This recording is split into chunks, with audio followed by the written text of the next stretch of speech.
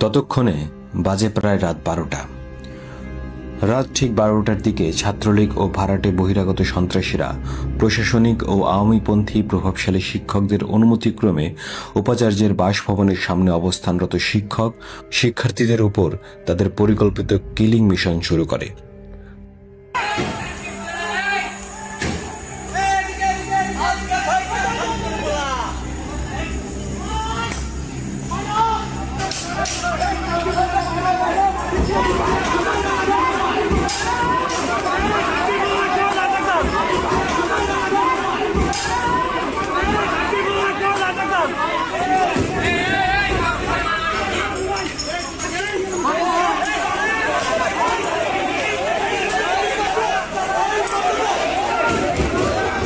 আন্দোলনকারীদের উপর পেট্রোল বোমা, ককটেল নিক্ষেপের মাধ্যমে এই নারকীয় হামলা শুরু হয়।